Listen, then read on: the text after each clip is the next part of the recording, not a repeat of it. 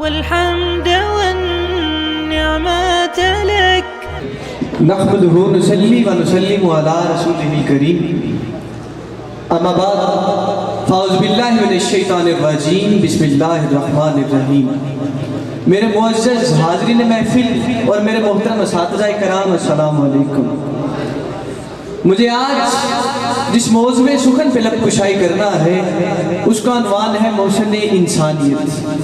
میرا آج کا موضوع دعوت فکر و نظر دیتا احساس دل دریچت ہوتے پیغام میں امن کا رس گولتا محسوس ہوتا ہے. اسی لیے تو میں بڑی سادگی کے ساتھ التماس گزار ہوں کہ فدا اس پر میرے ماں باپ جو ہے رہبر عالم. فدا اس پر میرے ماں باپ جو ہے رہبر عالم. میرے آقا ہیں مخلوق خدا کے محسن اعظم. معزز اساتذہ کرام، آپ کی ولادت و شہادت سے پہلے یہ ممور عالم ایک ظلمت کا بنا ہوا تھا. ہر طرف ظلم و بربریت اور وحشت کا دور دورہ تھا. شراب، زنا اور جوا سے ترکیب پانے والی جاہلی ثقافت اپنے عروج پر تھی. عالی جاں و جاہل لوگ بات بات پر اپنے میانوں سے تلواریں نکال لیتے اور آن کی آن میں خون کی ندیاں تک بہہ جاتی. کہ آپ یوں سمجھ لیجئے کہ دنیا تباہی و بربادی کے دہانے پر کھڑی تھی کہ ایک وقت ایسا آیا کہ اللہ کو اس سسکتی بھلکتی قوم پر ترس آ گیا اور پھر اللہ نے اس قوم میں محبوب کبریا، تاجدار عرب و عجم، شہنشاہ دو جہاں دل دو جہاں جناب حضرت محمد مصطفیٰ کو اس دنیا میں رحمت للعالمین بنا کر بھیجا. آپ کی دعوت نے تمام تر فطرتوں کو خصلتوں سمیت بدل ڈالا.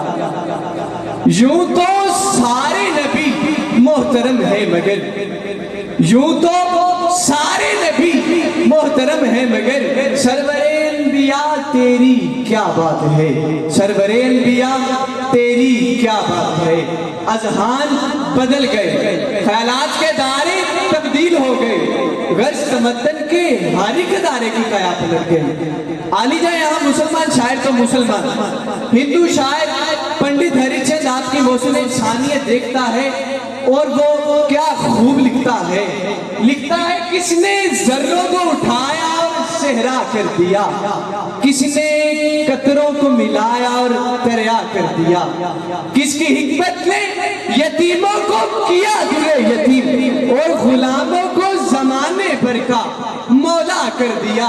خود جو نات راہ پر اوروں کے رہبر بن گئے. ارے کیا نظر تھی جس نے مردوں کو مسیحا کر دیا. ارے کیا نظر تھی جس نے مردوں کو مسیحا کر دیا.